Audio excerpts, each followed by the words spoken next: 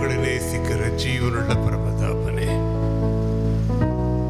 இந்த நல்ல நாளுக்காக ஸ்தோத்திரம், இந்த தூய வெள்ளிக்காக ஸ்தோத்திரம். ஆண்டவரே, இந்த வேளையிலும் கூட நாங்கள் உம்மை நோக்கி பார்க்கிறோம் கர்த்தாவே. கல்வாரி சிலுவை நோக்கி பார்க்கிறோம் ஆண்டவரே. எத்தனை அன்பு ஆண்டவரே, எத்தனை தியாகம் கர்த்தாவே. ஆண்டவரே, இப்படி மிகுந்த கிருபையினாலே கர்த்தாவே, நீர் கர்த்தாவே எங்களை ஆண்டவரே உம்முடைய பிள்ளைகளாக ரட்சித்தீரே, மீட்டு கொண்டீரே. ஆண்டவரே, இந்த மகா பெரிய ஸ்லாக்கியத்திற்காக நாங்கள் நன்றியோடு கூட உம்மை துதிக்கிறோம், ஸ்தோத்திரிக்கிறோம். கிறிஸ்துவின் சிலுவையை அல்லாமல் வேறு எதையும் குறித்து நான் மேன்மை பாராட்ட மாட்டேன் என்று கர்த்தாவே பவுல் கூறின அந்த வார்த்தைக்காக நன்றி செலுத்துகிறோம். இதோ உலகம் எனக்கு சிலுவையில் அறையுண்டிருக்கிறது, நான் உலகத்திற்கு சிலுவையில் அறையுண்டிருக்கிறேன் என்று கர்த்தாவே அந்த அனுபவத்திற்காக நன்றி செலுத்துகிறோம் ஆண்டவரே. இந்த வேளையிலும் கூட கர்த்தாவே நாங்கள் ஒவ்வொருவரும் கர்த்தாவே கூடி வந்திருக்கும் ஒவ்வொருவரும் இதோ நான் உலகத்திற்கு சிலுவையிலே அறையுண்டிருக்கிறேன், அந்த அனுபவத்திற்கு கடந்து வர கிருபைத்தார். இந்த நாளிலும் கூட எங்களோடு கூட பேச மாட்டோம், எங்களோடு கூட இடைப்படும் கர்த்தாவே. கல்வாரி அன்பில் கர்த்தாவே அதற்கு நாங்கள் எங்களை தியாகமாக அர்ப்பணிக்க கிருபைத்தார். இந்த நாள் எங்களுக்கு ஒரு அர்ப்பணிப்பு நாளாக கொடுத்தபடியால் நன்றி செலுத்துகிறோம் கர்த்தாவே. நீர் எங்களை கர்த்தாவியுடைய வார்த்தைகள் மூலமாக புதுப்பையும் கர்த்தாவே, உயிர்ப்பையும் கர்த்தாவே. நானும் கிறிஸ்துவோடு கூட சிலுவிலே அறையப்பட்டேன், இனி நான் அல்ல, கிறிஸ்துவே எனக்குள் பிழைத்திருக்கிறார். ஆமாண்டவரே, அந்த அனுபவத்திற்குள் கிறிஸ்து எனக்குள் பிழைத்திருக்கிறார். நான் கிறிஸ்துவோடு கூட சிலுவிலே அறையப்பட்டேன். ஆமாண்டவரே, அந்த அனுபவத்திற்குள் கடந்து செல்லத்தக்கதாக எங்களை ஆண்டவரே நீ வழி நடத்தி செல்லும். இந்த நாள் கர்த்தாவை எங்கள் ஒவ்வொருவருக்கும் ஒரு ஆசீர்வதிக்கப்பட்ட நாளாக இருக்கட்டும் கர்த்தாவே. இந்த நாள் தியானங்களை பொறுப்பெடுத்துக்கணும். ஒவ்வொரு தியானத்தின் மூலமாக கர்த்தாவே எங்களோடு கூட இடைப்படும் கர்த்தாவே எங்களை வழி நடத்தும். மீட்பர் இயேசு கிறிஸ்துவின் இனிய நாமத்தில் கேட்கிறேன் பரமபிதாவே, ஆமேன், ஆமேன். இந்த நல்ல நாளுக்காக ஆண்டவரை ஸ்தோத்திரிக்கிறேன். வருடந்தோறும் நாம் இந்த புனித வெள்ளியை, இந்த தூய வெள்ளியை நாம் இப்படியாக கூடி வந்து நாம் தியானிக்கிறோம். மிகவும் நன்மையான காரியம், மிகவும் ஆசீர்வதிக்கப்பட்ட காரியம்.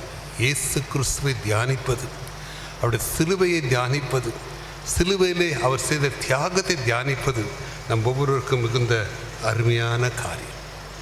கடந்த ஆண்டுகளிலே நாம் ஒவ்வொரு வருடமும் இப்படியாக கூடி வருகிறோம், சிலுவையை குறித்து தியானிக்கிறோம்.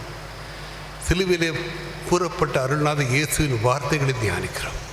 சிலுவையின் உபதேசம் 1 கொரிந்தியர் 1:18 வாசிக்கிறோம். சிலுவையை குறித்த உபதேசம் கெட்டு போகிறவர்களுக்கு பைத்தியமாயிருக்கிறது, ரட்சிக்கப்படுகிறோர் நமக்கோ அது தேவ பலனாய் இருக்கிறது. சிலுவையின் உபதேசத்தை குறித்து நாம் அநேக முறை தியானித்திருக்கிறோம். ஒவ்வொரு முறையும் நாம் சிலுவையின் குறித்து தியானத்தை உபதேசத்தை தியானிக்கும் பொழுது கர்த்தர் நம்மோடு கூட இடைப்படுகிறார், பேசுகிறார். அவர் பேசின வார்த்தைகள் அன்று 2000 ஆண்டுகளுக்கு முன்பாக கல்வாரி மலையிலே சிலுவையிலே அறையுண்டவராக அவன் பேசின வார்த்தைகளை நாம் தியானிக்கிறோம். உலகம் முழுவதும் அந்த 7 வார்த்தைகளை தியானிக்கிறார்கள். பிதாவே, இவர்களுக்கு மன்னியும், தாங்கள் செய்கிறதை இன்னதென்று அறியாதிருக்கிறார்களே. அதை தொடர்ந்து இன்றைக்கு நீ என்னுடன் கூட பரதீசில் இருப்பாய் என்று தன்னோடு கூட அறையப்பட்ட குற்றவாளியை நோக்கி கூறுகிறார். சிலுவையின் கீழே பார்க்கிறார். தன்னை ஈன்றெடுத்த தன் தாய் மரியாதை காண்கிறார். தனக்கு அன்பான சீஷரை காண்கிறார். அதோ உன் மகன் என்று தன் தாயை நோக்கி கூறுகிறார். இதோ உன் தாய் என்று அந்த சீஷனை நோக்கி கூறுகிறார். தொடர்ந்து அவருக்கு சொல்கிற வார்த்தை, நான் தாகமாயிருக்கிறேன். ஆத்ம தாகம், எல்லாரும் ரட்சிக்கப்பட வேண்டும் என்று ஆத்ம தாகம், தாகத்தோடு இருக்கிறேன் என்று, தன்னுடைய தாகமாய் இருக்கிறேன் என்று கூறுகிறார். அதற்கு முன்பாக என் தேவனே, என் தேவனே, ஏன் என்னை கைவிட்டீர், ஏலி ஏலி லாமா சபக்தானி என்று கூறுகிறார். பின்பு அவர் கூறுகிறார், முடிந்தது. ஒரு வெற்றி முழக்கம். வெற்றி முழக்கத்துக்கு ஒரு முடிந்தது. இன்றோடு பாவத்தின் ஆதிக்கம் முடிந்தது. இன்றோடு மரணத்தின் வல்லமை முடிந்தது. மரணம் ஜெயமாக விழுங்கப்பட்டது. சாத்தானின் அந்தகார சக்திகள் முடிவடைந்து விட்டது என்று முடிந்தது என்று ஒரு வெற்றி குரலை எழுப்புகிறார். கடைசியாக, பிதாவே, உம்முடைய கைகளில் என் ஆவியை ஒப்பு கொடுக்கிறேன் என்று தன்னை அர்ப்பணித்து இந்த 7 வார்த்தைகளை அன்று அங்குள்ள கூட்டத்தார் மத்தியிலே பேசினார். அதே வார்த்தை இன்றும் உலகமெங்கும் துணிக்கிறது. சிலுவை நம்மோடு கூட தொடர்ந்து பேசிக்கொண்டே இருக்கிறது. சிலுவையின் வார்த்தைகள் நம்மத்திலே கடந்து வந்து கொண்டே இருக்கிறது. தூய வெள்ளி என்று மட்டுமல்ல, நம் வாழ்நாள் முழுவதும் சிலுவை நம்மோடு கூட பேசி கொண்டிருக்கிறது. அந்த நாளிலே சிலுவையை சுற்றி ஒரு பெரும் கூட்டத்தை காண்கிறோம். நாமும் இந்த வேளையிலே சிலுவையை தியானிக்கும் வண்ணமாக ஒரு கூட்டமாக கூடி வந்திருக்கிறோம். அன்று கூட்டப்பட்ட கூட்டம், அன்று கூடின கூட்டம் யார்? அவர் சுற்றிலும் காணப்பட்ட கூட்டம். இயேசுவுக்கு மிகவும் அருகாமையிலே சிலுவையில் அறையப்பட்ட, வலது புறமும் இடதுபுறமும் அறையப்பட்ட அந்த குற்றவாளிகளை காண்கிறோம். இயேசுக்கு மிகவும் அருகிலே அவர்கள் சிலுவையில் அறையப்பட்டார்கள். இயேசுவின் வார்த்தைகள், அவர் எடுத்த ஜெபங்கள், அவர் கூறின ஒவ்வொரு காரியத்தையும் அவர்கள் நன்றாக கவனித்து கேட்டுக்கொண்டிருந்தார்கள். அதைத் தொடர்ந்து யாரை காண்கிறோம்? அவரை சிலுவையிலே கொடூரமாக அறைந்த போர் சேவகர்கள், ரோம போர் சேவகர்கள், 100க்கு அதிபதியை நாம் காண்கிறோம். அதைத் தொடர்ந்து யாரை காண்கிறோம்? அவரை கொலை செய்ய வேண்டும் என்று பொறாமையினாலே அவருக்கு சிலுவையில் மரணத்தை பெற்றுத்தந்த அந்த வேதபாரகர், பரிசேயர், சதுசேயர், பிரதான ஆசாரியர், அந்த கூட்டத்தை காண்கிறோம். தொடர்ந்து வழிப்போக்கர்களை காண்கிறோம். அது ஒரு பண்டிகை நாட்கள். தூர தேசத்திலிருந்து அல்லது பக்கத்தில் உள்ள இடங்களிலிருந்து எருசலேம் நோக்கி வருகிற வழிப்போக்கர்கள், இந்த சிலுவை மரணத்தை காண வேண்டும் என்று பார்த்து கொண்டிருக்கிற, வேடிக்கை பார்த்து கொண்டிருக்கிற கூட்டத்தார், இவர்களை காண்கிறோம். அது மட்டுமல்ல, தூரத்தில் நின்று கொண்டு ஒரு கூட்ட சகோதரிகளை, தாய்மார்களை, ஸ்திரீகளை காண்கிறோம். யார் அவர்கள்? இயேசுவை பின்பற்றி வந்தவர்கள். அவருடைய ஊழியத்தின் துவக்கத்திலிருந்து ஒரு சிறு கூட்டம் சகோதரிகள், தாய்மார்கள் அவரை பின்பற்றினார்கள். அவரோடு கூட நடந்து வந்தார்கள். அவருடைய உபதேசத்தை கேட்டார்கள். அவர் செய்த அற்புதங்களை கண்டார்கள். தங்களுடைய பொருளினாலே அவருக்கு ஊழியம் செய்து வந்த சில தாய்மாரை, சகோதரிகளை நாம் காண்கிறோம். சற்று தூரத்திலிருந்து பார்க்கிறாங்க. அருகில் வருவதற்கு அச்சம், பயம். அதே சமயத்தில் இயேசு விட்டு போக மனதில்லை. அழுகையோடு, கண்ணீரோடு இயேசுக்கு என்ன நேரிடுகிறது தூரத்திலிருந்து பார்க்கிற ஒரு கூட்ட ஸ்திரீகளை காண்கிறோம். அது மட்டுமல்ல, கண்ணீரோடு புலம்பிக் கொண்டு தங்கள் மாறினை அடித்து கொண்டு அவரை பின்பற்றி வந்த எருசலேம் குமாரத்திகளை காண்கிறோம்.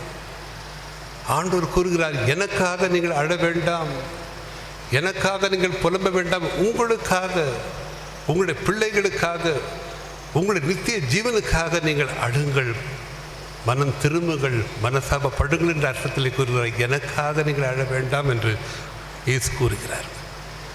கீழே சிலுவையின் காலடியிலே இயேசுவின் தாயாகிய மரியாளை காண்கிறோம். மரியாள் கண்ணீர் விட்டு அழுததாக நாம் வேதத்திலே எங்கேயும் வாசிக்கல. அழுது கதறினதாக நாம் எங்கு வாசிக்கல. புலம்பினதாக நாம் எங்கு வாசிக்கவில்லை. அவர் பிறந்த நாள் முதற்கொண்டு அவள் மரிக்கும் வரை மரியாளை நாம் பல சந்தர்ப்பங்களிலே பார்க்கிறோம். ஆனால் அவள் திட மனதோடு, விசுவாசத்தோடு, அவள் ஒன்றும் தன்னுடைய உணர்ச்சிகளை வெளிப்படுத்தாதபடிக்கு சகலத்தையும் தன் இதயத்துக்குள்ளே பூட்டி வைத்துக் கொண்டவளாக அங்கு காண்கிறோம். மரியாளை காண்கிறோம். அவளை குறித்து கூறப்பட்ட தீர்க்க தரிசனம், உன் ஆத்மாவையும் ஒரு பட்டயம் உருவி போகும் என்று கூறப்பட்ட தீர்க்க தரிசனம் லூக்கா 2:30 வாசிக்கிறோம். சிமியோன் என்கிற ஒரு தெய்வ மனிதன் இப்படியாக மரியாதை நோக்கி கூறினான். அந்த தீர்க்க தரிசனம் அவருடைய வாழ்க்கையில் ஒவ்வொரு நாளும் நிறைவேறினது. ஒவ்வொரு நாளும் அவருடைய ஆத்மாவை பட்டயம் உருவி போனது. அத்தனையும் தாங்கிக் கொண்டாள். அதை குறித்து மனதுக்குள்ளே சிந்தித்து கொண்டிருந்தாள். அந்த தாயை நாம் சிலுவையின் அடியிலே காண்கிறோம். அது மட்டுமல்ல, சற்றே தூரத்திலே அவருக்கு அன்பான சீஷன், அவருடைய மார்பிலே படுத்திருந்து அவரோடு பேசின அன்பான சீஷன் யோவானை காண்கிறோம். அது மட்டுமல்ல, இயேசுக்கு ரகசிய சீஷர்கள் இருந்தார்கள், அந்தரங்க சீஷர்கள் இருந்தார்கள். அரிமத்தியா ஊரானாகிய யோசேப்பு என்கிற ஒரு மனிதனை குறித்து வேதத்தில் வாசிக்கிறோம். அந்த 4 சுவிசேஷங்களிலே இயேசு கிறிஸ்து சிலுவிலே அறையப்படும் பொழுது அவர் அங்கு காணப்பட்டதாக எழுதப்படவில்லை. ஆனால் அவர் சிலுவிலே மரித்த பின்பு அவருடைய சரீரத்தை இறக்கி அது கல்லறையில் வைப்பதற்கு பிலாத்துவிடம் போய் அனுமதி பெற்று வந்த அந்த அரிமத்தியா என்கிற அரிமத்தியா ஊரானாகிய யோசேப்பை காண்கிறோம். அது மட்டுமல்ல, இரவு நேரத்திலே அவர் ரகசியமாக வந்து சந்தித்த நிக்கதோமு, அவரை ரகசிய சீஷனிடம் வேதம் கூறுகிறது. அப்படிப்பட்ட ஒரு ரகசிய சீஷனையும் அந்தரங்க சீஷனையும் இயேசு மரித்த பின்பு அவரை அடக்கம் பண்ணுவதற்காக முன்வந்த அந்த 2 பேரையும் நாம் காண்கிறோம். அவர்கள் சீஷர்கள், அந்தரங்க சீஷர்கள், ரகசிய சீஷர்கள். அது மட்டுமில்லாமல் ஓடி யூதருக்கு பயந்து ஓடி ஒழித்து கொண்ட மற்ற சீஷர்களை நாம் காண்கிறோம். ஆனால் அவர்கள் சிலுவையின் இடையிலே அவர்களை காணவில்லை. ஆனால் அவர்கள் சீஷர்கள், இயேசுவை பின்பற்றினவர்கள். இப்படி பலதரப்பட்ட மக்களை நாம் சிலுவையை சுற்றிலும் காண்கிறோம். இந்த வேளையிலும் கூட நாம் அனைவரும் இந்த வேளையிலே சிலுவையை சுற்றி நாம் சூழ்ந்திருக்கிறோம். சிலுவையின் அடியிலே நாம் அமர்ந்திருக்கிறோம். நாம் எந்த வகையை சேர்ந்தவர்? இந்த கூட்டத்திலே நாம் எப்படிப்பட்டவர்கள்? எங்கே நிற்கிறோம்? இயேசுவோடு கூட வலது புறமும் இடது புறமும் அறையப்பட்ட அந்த குற்றவாளிகளைப் போல காணப்படுகிறோமா? அதில் மனம் திரும்பின குற்றவாளியைப் போல காணப்படுகிறோமா? அல்லது அவரை பகைத்து பொறாமை நிமித்தம் அவரை சிலுவையின் மரணத்துக்கு ஒப்புக் கொடுத்த பரிசேயர், சதுசேயர், வேதபாரகர், பிரதான ஆசிரியர் போல காணப்படுகிறோமா? நாம் எந்த வகையை சேர்ந்தவர்கள்? அல்லது வழிபோக்கரை போல இயேசுவை அறிந்திருக்கிறோம், அவ்வளோதாங்க, வழிபோக்கர்கள். இயேசுவை வேடிக்கை பார்க்கும் ஒரு கூட்டத்தார், அந்த வகையை சேர்ந்தவர்களால் நாம் நம்மை நாமே நிதானித்து சோதி தருவோம். தூரத்தில் நிற்கும் தாய்மார்கள், இயேசுவை நேசிக்கிறவர்கள், அவரை பின்பற்றுகிறவர்கள், தங்கள் பொருளினாலே அவருக்கு ஊழியம் செய்கிறவர்கள், அந்த அன்பான தாய்மார்கள் பயத்தின் நிமித்தம் அவர்கள் பக்கத்தில் வருவதற்கு தயங்கினவர்களாக தூரத்தில் நின்று இயேசுவை காண்கிற ஒரு கூட்டத்தை பார்க்கிறோம். நாம் அப்படிப்பட்டவர்களா? நம்மை நாமே நிதானித்து சோதித்தறிவோம். இல்லை என்றால் அந்த சீஷன், இயேசுவை நேசித்த சீஷன் அது காணப்படுகிறான். இயேசுவின் தாயாகிய மரியாள் எந்த மனநிலையோடு காணப்பட்டாள்? அப்படிப்பட்ட மனநிலை நாம் காணப்படுகிறோமா? அவள் கடந்து வந்த வாழ்க்கை பட்டய குத்து, அவள் ஆத்மாவை உருவி போட்ட பட்டய குத்தினாலே நிரப்பப்பட்டவர்களாக அநேக பட்டய குத்துக்களை நீங்கள் சந்தித்திருக்கக்கூடும் உங்கள் வாழ்க்கையிலே. அந்த குத்துக்கள் மத்தியிலே உங்கள் ஆத்மாவை உருவி போகும் அந்த இரத்த கண்ணீர், இரத்த காயம், காயப்பட்ட இருதயத்தோடு நீங்கள் கூடி வந்திருக்கிறீங்களா? ஆண்டவர் அறிவார். அந்தரங்க சீஷனாக நீங்கள் இருக்கலாம். நீங்கள் கர்த்தருக்காக செய்கிற காரியங்கள் ரகசியமாக யாருக்குமே தெரியாத காரியங்களை ஆண்டவர் அறிவார். இந்த உலகமோ அல்லது உங்கள் சுற்றிலும் உள்ளவர்களோ அறிய மாட்டாங்க. ஆனால் இயேசு அறிந்திருக்கிறார். இயேசுவின் பார்வையிலே நீங்கள் ஒருவேளை அந்தரங்க சீஷனாக, ரகசிய சீஷனாக காணப்படலாம். குறிப்பாக இந்த நாட்களிலே முஸ்லிம் நாடுகள், சவுதி அரேபியா, ஈரான், லிபியா, ஏமான் என்கிற இடங்கள் தீவிரமான முஸ்லிம்கள் வாழ்கிற ஒரு தேசம். அங்கு சுவிசேஷத்தை பிரசங்கிப்பதற்கு சபை கூடுதலுக்கு தடைகள் உண்டு.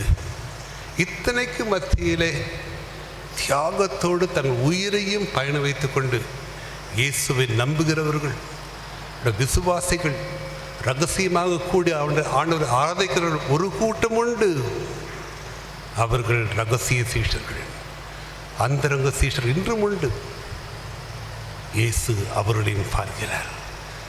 அவர்கள் செய்த தியாகத்தை ஆண்டவர் அறிவார். நாம் இந்த வேளையிலே நம்மை நாமே அடையாளம் கண்டு கொள்வோம். நான் யார்? சிலுவையின் கீழே கூடி வந்திருக்கும் நான் எந்த நிலையிலே நான் காணப்படுகிறேன்? ஆண்டவர் என்னை பார்க்கிறார். அவர் என்னை எந்த கூட்டத்தோடு அவர் பார்க்கிறார் என்பதை நாம் இந்த வேளையிலே நம்மை நாமே சோதித்து அறிவோம். 7 வார்த்தைகளை ஆண்டவர் சிலுவையிலிருந்து பேசினார். 7 வார்த்தை. அத்தனை கூட்டத்திற்கு பொதுவாக பேசப்பட்ட 7 வார்த்தைகள். அதில் 4 பேரிடம் மட்டும்தான் அவர் தனிப்பட்ட முறையிலே பேசினார். அந்த 7 வார்த்தைகளிலே 4 பேரிடம் அவர் தனிப்பட்ட முறையிலே, தனிப்பட்ட ஒரு உறவின் அடிப்படையிலே பேசினார். முதலாவது யாரிடம் பேசினார்? பிதாவே, இவர்களுக்கு மன்னியும், தாங்கள் செய்கிறது இன்னதென்று அறியாதிருக்கிறார்கள். பிதாவோடு பேசினார். பிதாவுக்கும் அவருக்கும் ஒரு தனிப்பட்ட உறவு. அந்த உறவின் அடிப்படையில் பிதாவோடு கூட பேசினார். அதே பிதாவோடு, என் தேவனே, என் தேவனே, ஏன் என்னை கைவிட்டி என்று அங்கலாய்த்து கொண்டு பேசுகிறாய். காரணம், அவர் தன் பிதாவாகிய தேவனால் கைவிடப்பட்ட நிலையிலே காணப்பட்டார். காரணம், அவருக்கும் பிதாவுக்கும் இடையே தடையாக நின்றது என்னுடைய பாவங்கள், உங்களுடைய பாவங்கள், நம்முடைய பாவங்கள். ஆகவே ஒரு இடைவெளி ஏற்பட்டது. அந்த இடைவெளியை தாங்க முடியாதவராக, என் தேவனே, என் தேவனே, ஏன் என்னை கைவிட்டீர் என்று பிதாவோடு கூட அவர் பேசினார். கடைசியாக எல்லாம் முடிந்து விட்டது. வெற்றி சிறந்தார். கடைசியிலே, பிதாவே, உம்முடைய கைகளிலே என் ஆவியை ஒப்பு கொடுக்கிறேன். பிதாவே என்று தான் துவங்கினார். முதல் வார்த்தை பிதாவே, இவர்களுக்கு மன்னியும். எப்பொழுது அவருக்கும் பிதாவுக்கும் பாவங்கள், நம்முடைய பாவங்களை ஒரு இடைவெளி உண்டாக்குனதோ, அந்த பிதாவானவர் அவர் எப்படி அழைத்தார்? பிதாவென்று அழைக்கல, என் தேவனே, என் தேவன் என்று அழைத்தார்கள். மீண்டுமாக அந்த உறவு புதுப்பிக்கப்பட்டது. முடிக்கும் பொழுது, பிதாவே, உம்முடைய கைகளில் என் ஆவியை ஒப்பு கொடுக்கிறேன். முதலாவது அவர் பிதாவோடு அவர் பேசினார். அடுத்தபடியாக தன்னை சுற்றிலும் உள்ள, தனக்கு அருகாயில் உள்ள வலது புறமும் இடது புறமும் சிறில் அறைப்பட்டிருந்த அந்த குற்றவாளியை அவனோடு கூட பேசினார். இருவருமே அவரை நிந்தித்தார்கள். 2 குற்றவாளிகளும் அவரை பரிகாசம் செய்தார்கள். அவர்கள் மரணத்தை தண்டனை பெற்ற குற்றவாளிகள், தங்கள் வாழ்நாள் முழுவதும் அநேக கொடூரமான குற்றங்களை செய்தவர்கள். அது நிமித்தம் அவர்களுக்கு மரண தண்டனை கொடுக்கப்பட்டது. அதன் மத்தியிலும் தன் மன கடினத்தின் நிமித்தம் இயேசுவை அவர்கள் அற்பமாக எண்ணி நிந்தித்தார்கள். அவரை கேவலப்படுத்தினார்கள், சவால் விட்டார்கள். ஆனால் ஒருவன் மனம் திரும்பினான். காரணம் என்னங்க? இயேசு யாரிடம் போய் சுவிசேஷத்தை சொல்லல. சிலுவிலே தொங்கியிருக்கும் பொழுது அவர் சுவிசேஷத்தை பிரசங்கிக்கல. அவர் அவராகவே இருந்தார். பிதாவோடு கூட பேசினார். அதை ஒரு குற்றவாளி கவனித்து பார்த்தார். நாமோ இவரை நிந்திக்கிறோம், ஆனால் அவர் மறுவார்த்தை பேசலை, நம்ம எதிர்த்து பேசலை. ஆனால் ஆண்டவரோடு பேசுகிறார். என் பாவங்களுக்காக அவர் வேண்டுதல் செய்கிறார். இவர்கள் பாவங்களை மன்னியும் என்று எனக்காக மன்றாடுகிறார். அவருடைய குரலிலே காணப்பட்ட அன்பு, அவருடைய முகத்திலே காணப்பட்ட அன்பு, அது நிமித்தம் வந்த ஒரு ஆறுதல், ஒரு சமாதானம், இவற்றையெல்லாம் ஒரு குற்றவாளி அதை கண்டான். என் இதயத்தில் குத்தப்பட்டான். உண்மையாகவே இவர் தேவகுமாரன், உண்மையாகவே ஒரு ஆண்டவர், இவருக்கு ஒரு ராஜ்யம் ஒன்று உண்டு, அந்த ராஜ்யத்திற்கு இவர்தான் ராஜா, அவர் திரும்ப வரப்போகிறார் என்று அதை அவன் அறிந்து கொண்டான். அவர் தலையின் மேலே எழுதப்பட்ட அந்த மேல் விலாசத்தை பார்க்கிறான். நசரேயனாகிய இயேசு இவன் யூதருடைய ராஜா ராஜா. ஆகவே அவன் ஒரு தீர்மானத்தை எடுத்தான். முதலாவது இயேசுவுக்காக பேசினான். இயேசுவை இகழ்ந்த அதே குற்றவாளி. இயேசுவுக்காக இவரிடத்தில் ஒரு குற்றமும் கிடையாது. அவர் செய்யாத குற்றத்திற்காக அவர் தண்டிக்கப்படுகிறார். ஆனால் நாமும் அப்படி இல்லை. அவன் இயேசுவின் பரிசுத்தத்தை குறித்தும் தன்னுடைய பாவத்தை குறித்தும் அவன் அறிக்கையிடுகிறான். இவரோ ஒரு குற்றம் நடப்பிக்கவில்லையே, இந்த தண்டனைக்கு ஒரு பாத்திரர் அல்லவே. ஆனால் நாமோ இந்த தண்டனைக்கு பாத்திரங்களாக இருக்கிறோம் என்று முதலாவது இயேசுவை குறித்து இயேசுக்காக அவன் பேசினான். பின்பு அவன் இயேசு நோக்கி பேசினான். ஆண்டவரே, நீர் உடைய ராஜ்யத்தில் வரும்பொழுது அடியேனை நினைத்துக்கொள்ளும். இயேசு அவருடைய வார்த்தைகளை மட்டும் கேட்கலங்க. உடைந்து போன உள்ளத்தை பார்த்தார், நொறுங்கி போன உள்ளத்தை பார்த்தார், உண்மையான ஒரு மனஸ்தாபத்தை பார்த்தார். உடனே சொல்லிட்டார், மெய்யாகவே சொல்கிறேன், இன்றைக்கு நீ என்னோட கூட பரதீசில் இருப்பாய் என்று தன் அருகில் இருந்த குற்றவாளியோடு அவர் பேசினார். முதலாவது பிதாவோடு பேசினார். மனம் திரும்பின அந்த குற்றவாளியோடு அவர் பேசினார். இரண்டாவது நபர், மூன்றாவது நபர் பேசினார். தன் தாயை பார்க்கிறார். தாயின் கண்ணீர் இல்லை, உடைந்து போன இருதயம், நொறுங்கி போன இருதயம், குத்தப்பட்ட இருதயம், பட்டயத்தால் உருவப்பட்ட இருதயத்தை பார்க்கிறார். அவள் கடந்து வந்த பாதைகள், ஊழியத்து நாட்களிலும் அவர் சிறுவனாக இருந்த நாட்களிலும் அவளுக்கு எவ்வளவோ அவமானங்கள், நிந்தனைகள், சகலத்தை அவள் சகித்து கொண்டாள். அதை பார்த்தாள். ஸ்திரீயே, அதோ உன் மகன். மூன்றாவது நம்பர். நான்காவதாக தனக்கு அன்பான சீஷனை நோக்கி அவர் பேசுகிறார். என்ன பேசினார்? இதோ உன் தாய். என் வேதம் சொல்லுகிற அந்த நேரம் முதற்கொண்டே அவன் மரியாளை தன்னிடமாக ஏற்றுக்கொண்டான். மரிக்கும் வேளையிலே இயேசு கிறிஸ்து தனக்கு அன்பான சீஷனிடத்தில் ஒரு பொறுப்பை கொடுத்தார். அவர் செய்ய வேண்டிய பொறுப்பை, இந்த உலகத்திலே அவர் நிறைவேற்ற வேண்டிய பொறுப்பை நீ செய் என்று இந்த உலகத்திற்கு கடத்தில் இருந்ததாக தன் சீஷனிடம் அந்த பொறுப்பை கொடுத்தார். அன்பான தெய்வ ஜனமே, இந்த வேளையிலும் கூட நாம் அனைவரும் இயேசுவை நேசிக்கிறவர்களாக, அவரை பின்பற்றுகிறவர்களாக, ஏன் அவன் மீது அன்பு செலுத்தும் சீஷர்களாக கூடி வந்திருக்கிறோம். இதில் கூட ஆண்டவர் இந்த வார்த்தையின் மூலமாக நம்மோடு பேசுகிறார். அன்று தனக்கு அன்பாயிருந்த சீஷன் யோவானுக்கு ஒரு பொறுப்பை கொடுத்து சென்றார். இதோ உன் தாய். இந்த நாளிலும் கூட ஆண்டவர் நம் ஒவ்வொருவருக்கும் ஒரு பொறுப்பை கொடுக்க விரும்புகிறார். அதை ஏற்றுக்கொள்வோமா? இயேசுவின் அன்பாயிருந்த சீஷன் அவரது பொறுப்பை கொடுத்த மாத்திரத்தில் அந்த நேரமே, தட் வெரி ஹார், அந்த நேரமே இயேசுவின் தாயாகிய மரியாளை தன்னிடமாக தன் தாயாக ஏற்றுக்கொண்டான். நமக்கு ஒரு பொறுப்பு கொடுக்கப்பட்டிருக்கிறது. நாம் அனைவரும் இயேசுவின் குடும்பமாக வாழ்கிறோம். இயேசுவுக்கும் இயேசுவின் தாயாக மரியாதைக்குள்ள உறவு என்ன உறவுங்க? குடும்ப உறவு. தாய் மகன். உலக பிரகாரமாக இயேசுவை பெற்றெடுத்த தாய். பரிசுத்த ஆவியினாலே அவர் கற்பம் தெரிவித்திருந்தார்கள். ஆனால் இயேசுவை உலகத்திற்கு தன் கற்பத்தின் மூலமாக கொண்டு வந்தது மரியாள். மரியாளுக்கும் இயேசுக்குள்ள உறவு என்ன உறவுங்க? தாய் மகன் என்கிற உறவு, குடும்ப உறவு, அவருடைய குடும்பம். மரியாள் அந்த இடத்திலே குடும்ப உறவுகளுக்கு அடையாளமாக இருக்கிறாங்க. சீஷனாகிய யோவான் அவருடைய ஆவிக்குரிய ஒரு சகோதரன். ஒரு ஆவிக்குரிய உறவுக்கு யோவான் அங்கு அடையாளமாக காணப்படுகிறான். இந்த வேளையில் கூட நாம் குடும்பமாக கூடி வந்திருக்கிறோம். நம்முடைய குடும்பம் ஒன்று உண்டு. குடும்பம், தாய் தந்தை, கணவன் மனைவி, பிள்ளைகள், சகோதர சகோதரி, ஒரு குடும்ப உறவு. அந்த குடும்பத்தை ஏற்படுத்தினவர் ஆண்டவர், குடும்பத்தை நேசிக்கிறவர். நீங்கள் உங்கள் பிள்ளைகளை நீங்கள் தெரிந்து கொள்ள முடியாது, கர்த்தர் கொடுத்திருக்கிறார். மகனோ மகளோ கர்த்தர் கொடுத்த ஒரு பாக்கியம், கற்பத்தின் கனி கர்த்தர் கொடுக்கிறார். You can't choose your children and you can't choose your parents. உங்கள் பெற்றோர்களை நீங்கள் தெரிந்து கொள்ள முடியாது. பெற்றோர்கள் கர்த்தர் உங்களுக்கு கொடுத்த பேர்.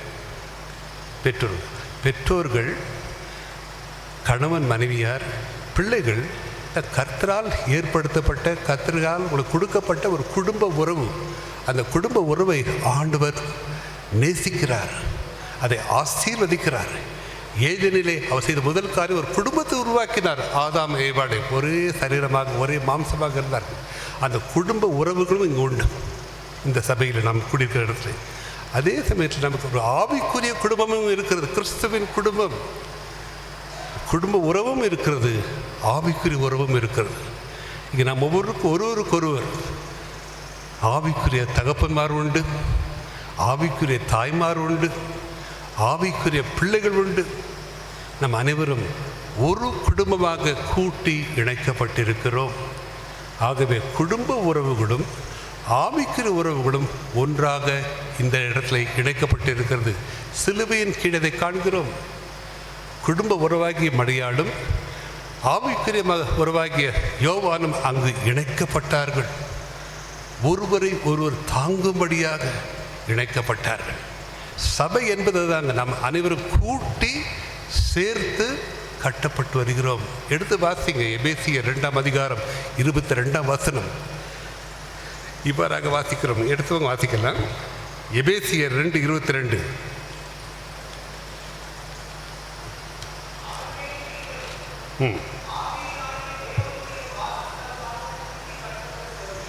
அவர் மேல் நீங்களும் ஆவியினாலே தேவனுடைய வாசஸ்தலமாக கூட்டி கட்டப்பட்டு வருகிறீர்கள். வெறும் கட்டப்பட்டு வருகிறீர்கள் எழுதலைங்க. நாம் அனைவரும் முதலாக கூட்டப்படுகிறோம், இணைக்கப்படுகிறோம். ஆவிக்குரிய உறவும் குடும்ப உறவும் இணைக்கப்படுதுங்க சபையில். ஆகவே தான் வாசிக்கிறாங்க, அவர் மேல் நீங்களும் ஆவியினாலே தேவனுடைய வாசஸ்தலமாக கூட்டி, அந்த கூட்டின வார்த்தையை நல்லா கவனிக்க, கூட்டி கட்டப்பட்டு வருகிறீர்கள். இதற்கு முந்தின வசனம் 21ஆவது வசனம் என்ன சொல்றதுங்க? அவர் மேல் மாளிகை முழுவதும் இசைவாய் இணைக்கப்பட்டு கர்த்தருக்குள் பரிசுத்த ஆலயமாய் எழும்புகிறது. மீட்ப திருச்சபை கர்த்தருடைய பார்வையிலே பரிசுத்த ஆலயம். இந்த ஆலயத்திலே, இந்த சபையிலே குடும்பங்கள் உண்டு, ஆவிக்குரிய குடும்பம் உண்டு, மாம்சிகமான இரத்த சம்பந்தமான குடும்பங்களும் உண்டு. எல்லா குடும்பங்களும் கூட்டி, அன்பினாலே கூட்டி நாம் சேர்த்து கட்டப்பட்டு வருகிறோம். அவர் மேல் நீங்களும் ஆவியினாலே தேவனுடைய வாசஸ்தலமாக கூட்டி கட்டப்பட்டு வருகிறீர்கள். நமக்குள்ள எப்படிங்க ஐக்கியம் யோசிப்பார்கள். அந்த அன்பு, அந்த ஐக்கியம், அதோ என் தாய், என் ஆவிக்குரிய தாய், என் ஆவிக்குரிய தகப்பன், என் அப்படிப்பட்ட ஒரு அன்பு கிறிஸ்துவின் அன்பினாலே நாம் கூட்டி சேர்த்து கட்டப்பட்டு வருகிறோமா? இதுதான் சிலுவையிலே நாம் கற்றுக்கொள்ள வேண்டிய ஒரு அற்புதமான ஒரு சத்தியம். அடுத்தபடியாக நாம் தியானிக்கும்படியாக நான் தெரிந்து கொண்ட ஒரு வசனம் என்னவென்றால், நாம் வாசிக்க கேட்ட பகுதி லூக்கா 23ஆம் அதிகாரம் 38ஆம் வசனம். லூக்கா 23:38.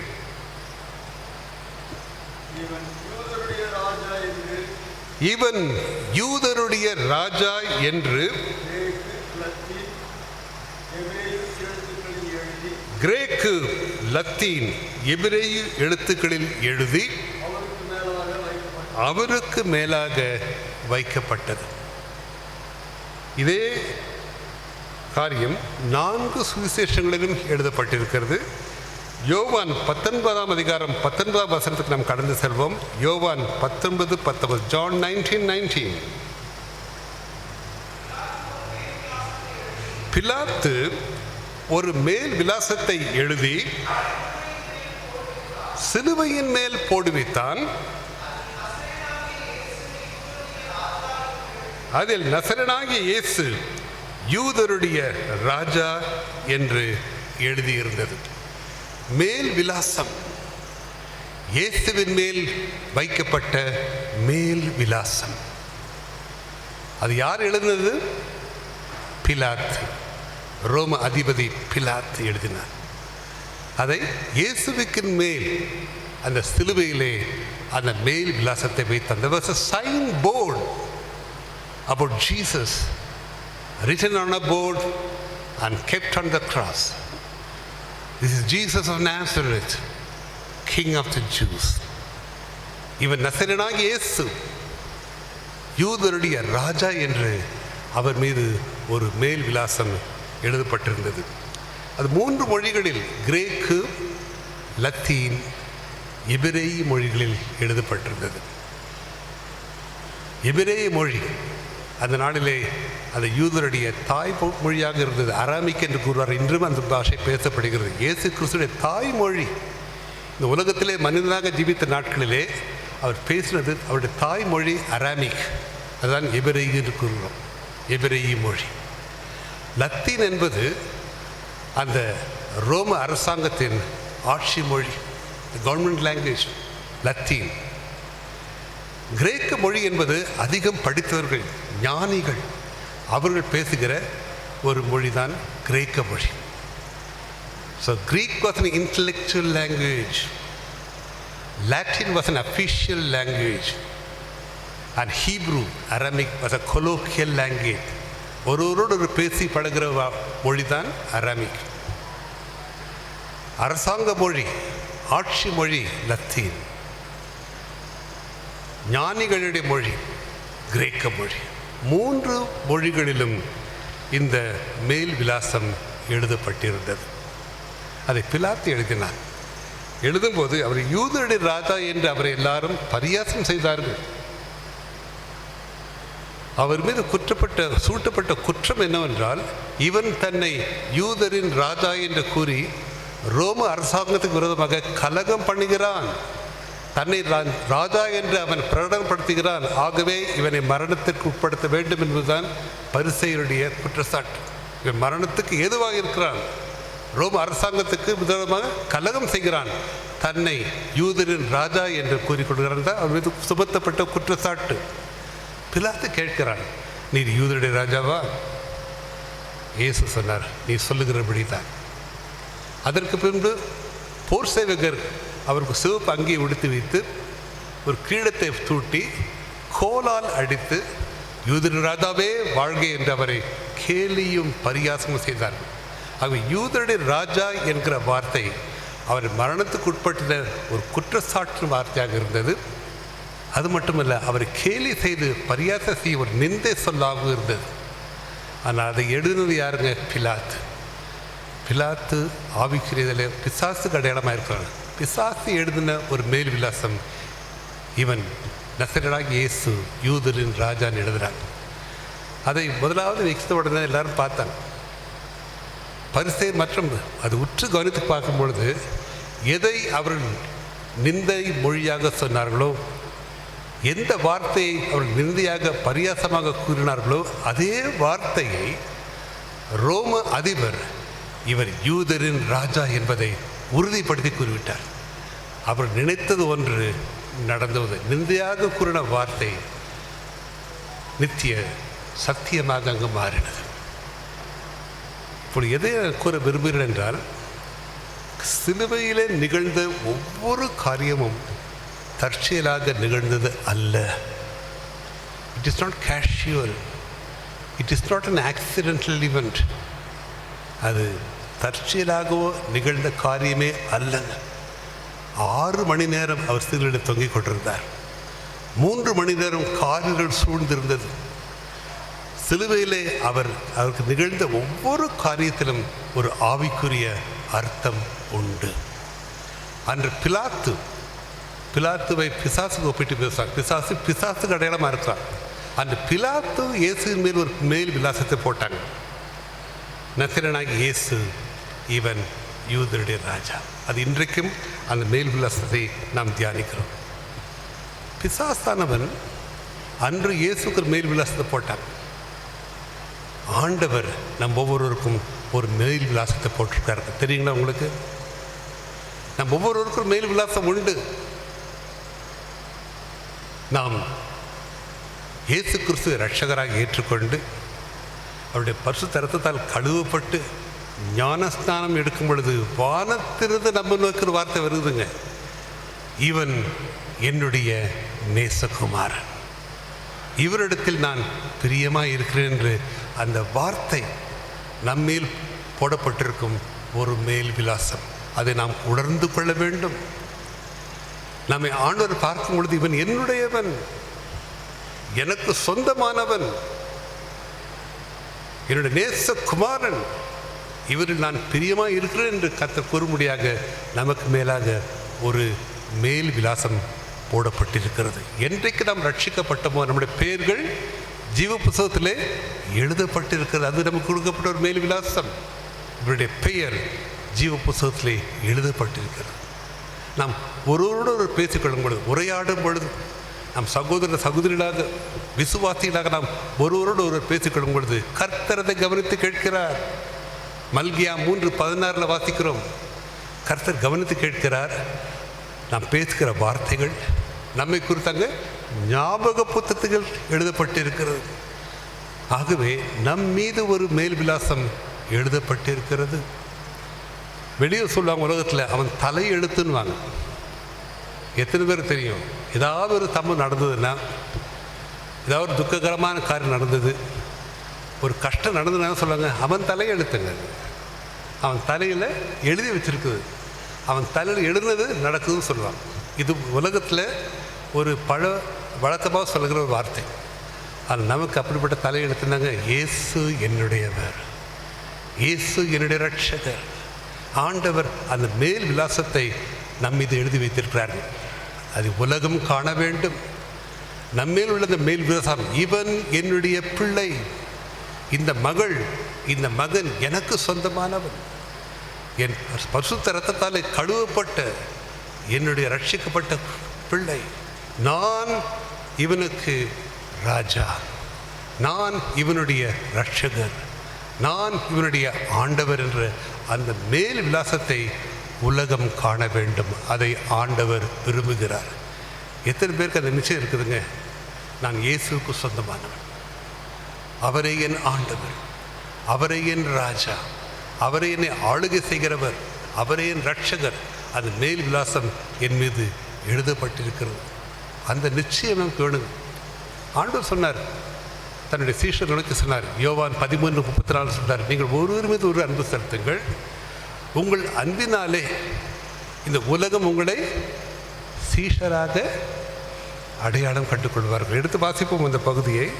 யோவான் 13:34-35.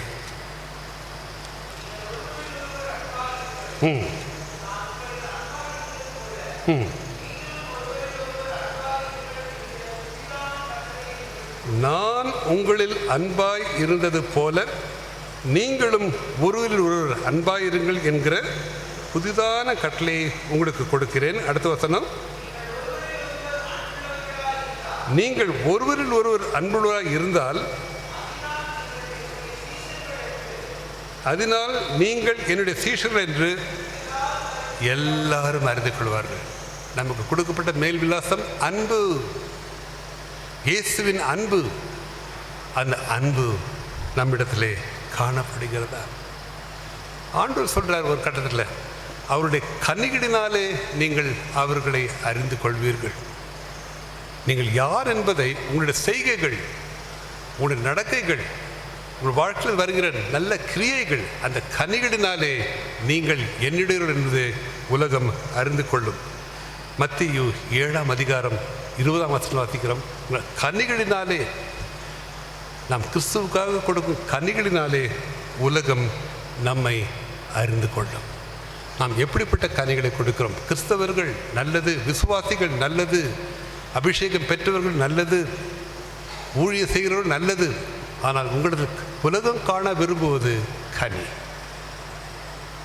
மனம் திரும்புதலுக்கு ஏதுவான கனி, நற்கிரியைகளின் கனி, உதடுகளின் கனி. இந்த கனிகளை ஆண்டவர் காண விரும்புகிறார். இந்த உலகம் காண வேண்டும். உங்கள் கனிகளினாலே நீங்கள் அறியப்படுவீர்கள். உலகம் உங்களை அடையாளப்படுத்தும்.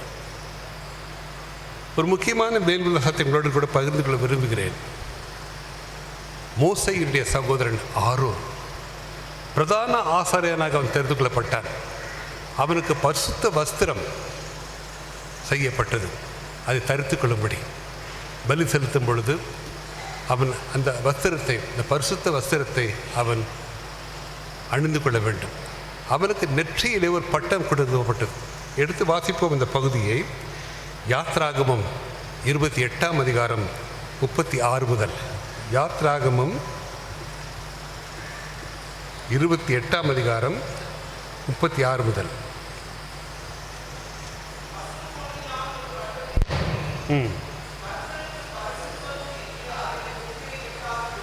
கர்த்தருக்கு பரிசுத்தம் என்று அதிலே முத்திரை வெட்டாக வெட்டி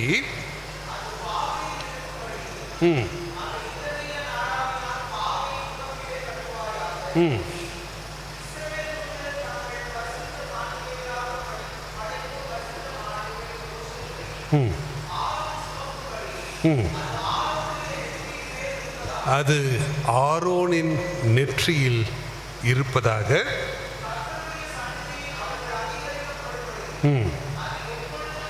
அது எப்பொழுதும் அவன் நெற்றியின் மேல் இருக்க வேண்டும். கர்த்தருக்கு பரிசுத்தம், holiness unto the Lord, holy unto the Lord.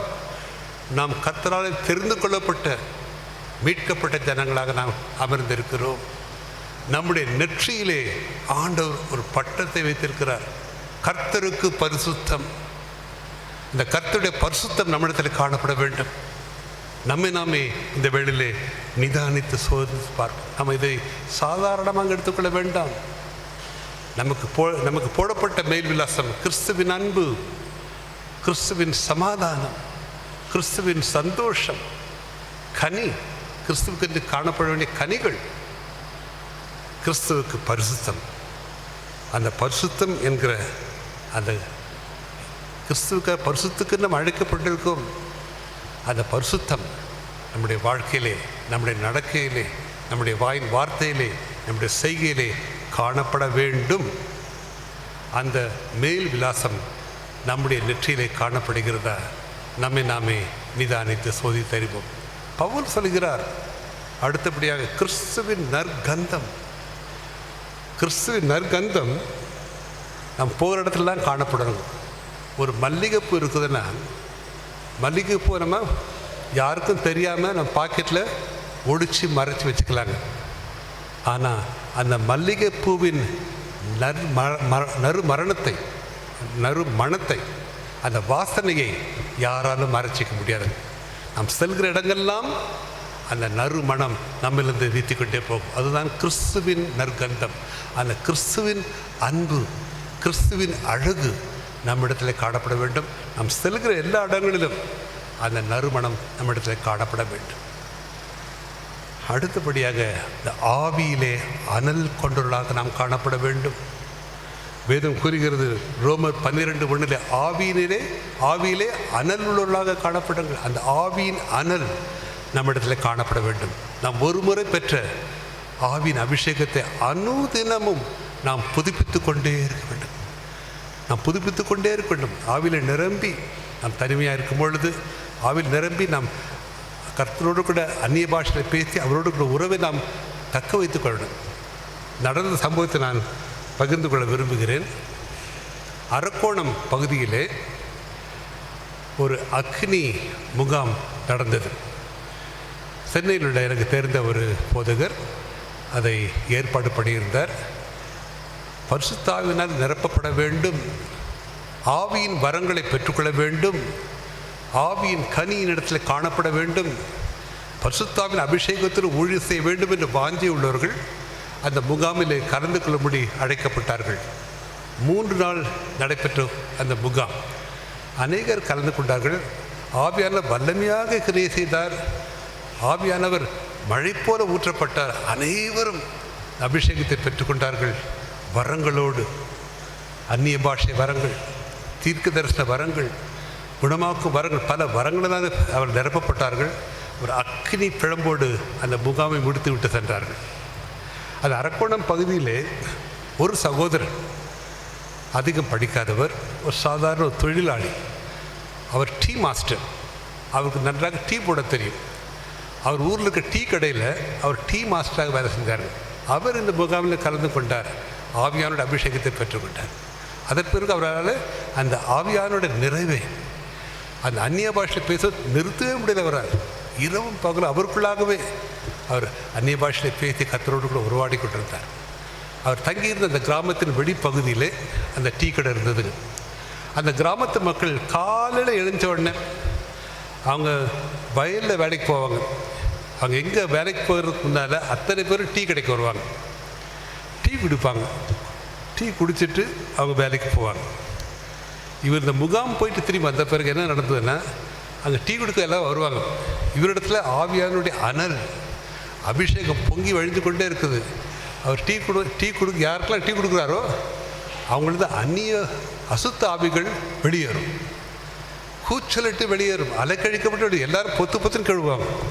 Tea கடை முன்னால் பார்த்து நிறைய பேர் அப்படி அந்நிய அந்த அசுத்த ஆவிகள் விரட்டப்பட்டு நீக்கப்பட்டு அவர்கள் அப்படியே அலைக்கழிக்கப்பட்டவனும் கூச்சலிட்டு விடுதலை பெற்ற காட்சிகளை பார்த்தாங்க எல்லாரும்.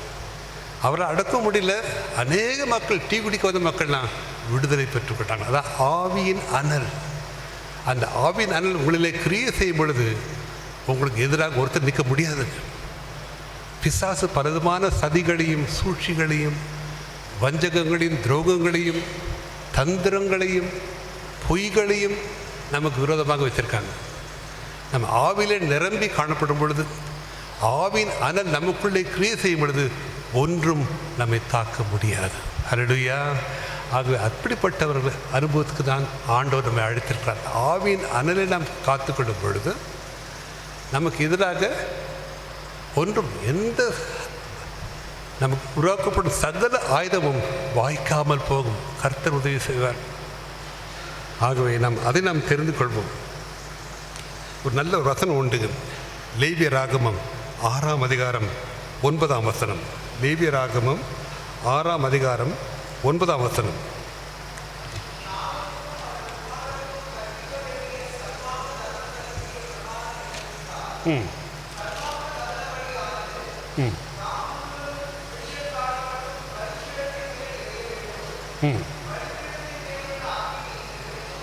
பலிபீடத்தின் மேலுள்ள அக்கினி எரிந்து கொண்டே இருக்க வேண்டும்.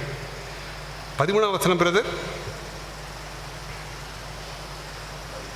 13. பலிபீடத்தின் மேல் அக்கினி எப்பொழுதும் எரிந்து கொண்டிருக்க வேண்டும்.